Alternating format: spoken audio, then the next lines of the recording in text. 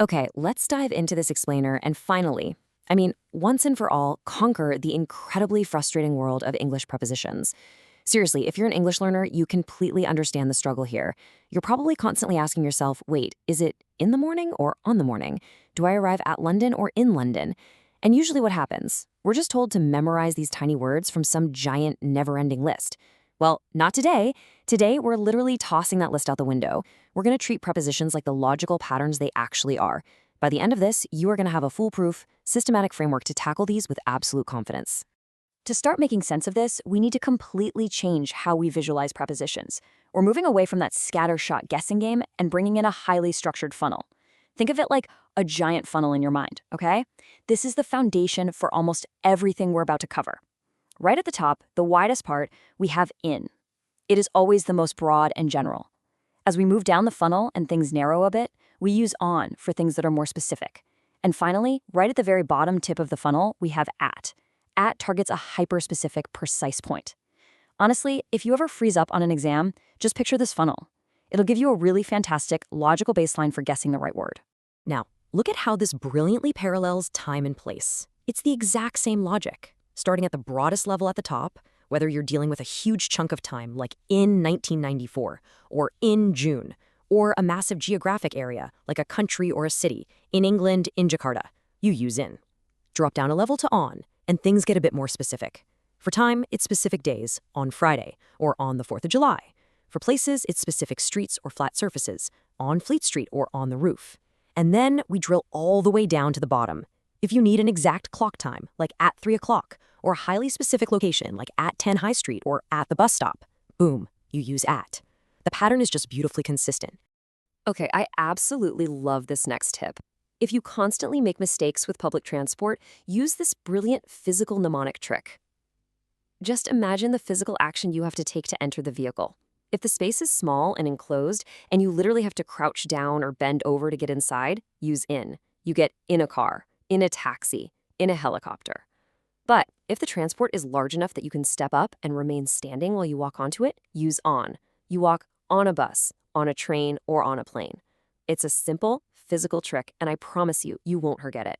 Having conquered time and place, it is time to arm you with a literal cheat code for handling actions. This is an absolute game changer for upper intermediate learners who want to polish up their grammar. Let's test your instincts real quick. Which preposition fills in the blank right here? She succeeded blank convincing him.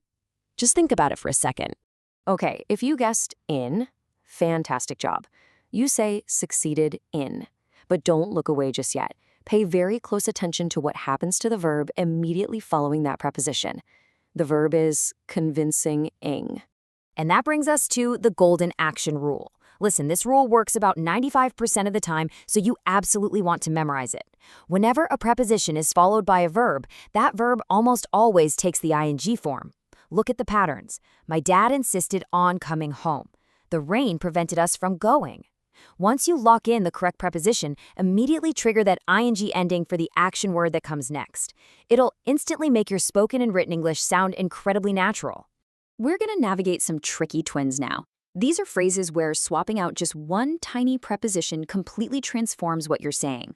For instance, if you say something is for sale, it simply means the item can be purchased. It's on the market. But if you tell your friend those clothes are on sale, you are guaranteeing a discount. So yeah, that one-word difference, that's the difference between paying full price and scoring a massive deal. Pay close attention to this one because I see it trip people up on exams all the time. The verb result can flow in two completely different directions. You use in to point forward to a consequence or cause. Like, his decision resulted in profits going up. The profits are the forward result. But you use from to point backward to an origin.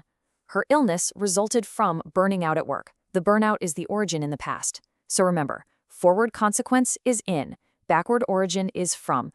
Similarly, take a look at the verb here. If you say, I've never heard of that company, you're talking about basic existence. You didn't even know the company was a real thing. Whereas if you say, I haven't heard from him, it means you know the person, but you just haven't had any direct communication or contact with them lately. Two totally different situations dictated by a two-letter word. All right, it is time to face the exam gauntlet. Listen, one of the best tips I can give you to avoid mistakes on advanced tests is this. Stop learning words in isolation. Instead, hack your memory by grouping synonyms together by their underlying concept, because they so often share the exact same preposition. Notice how verbs related to dependency, like depend, count, and rely, they all take the preposition on. If you're talking about your skill level, good, bad, or successful, they all take at. I'm good at math. And words dealing with emotions, especially attachments or fears, like afraid, terrified, or fond, they all share the preposition of. Grouping them like this makes it so much easier for your brain to grab the right word when you're under pressure. Now let's try a notoriously tricky Cambridge exam trap. This one catches almost everyone off guard the first time. How would you fill in the blank in this sentence? I am looking forward blank catching up with you. The answer is to. I am looking forward to. Now, wait a minute, you might be wondering, why does catching have an ing if to is normally used for infinitives, like to catch? Well, that's the trap. In this specific phrase, forward to acts as a whole prepositional phrase. And remember our golden rule from earlier? When a preposition is followed by a verb, that verb takes an ing gerund. Hence, looking forward to catching. How about a double blank scenario? Let's say you really messed up at work. Who are you apologizing to, and what are you apologizing for? Mentally fill in the blanks here. She apologized, blank her colleague, blank ruining the report. The grammatical pattern here dictates two separate directions. First, you direct the apology at a person, so you apologize to your colleague. Then, you state the reason, so you apologize for the action. Apologize to someone for something. And hey, notice again, right after the preposition for, what do we see? The ing verb, ruining. The rules really are everywhere once you know to look for them. And that brings us to the end of our framework. Now that you're armed with the general to specific funnel, the crouch versus stand transport trick, and of course, the golden action rule, English prepositions shouldn't feel like random chaos anymore. They're just patterns waiting to be decoded. So I leave you with this final thought. Based on the frameworks we've unlocked today, what mysterious grammar puzzle are you in the mood for learning next? Keep spotting those patterns, and I will see you in the next explainer.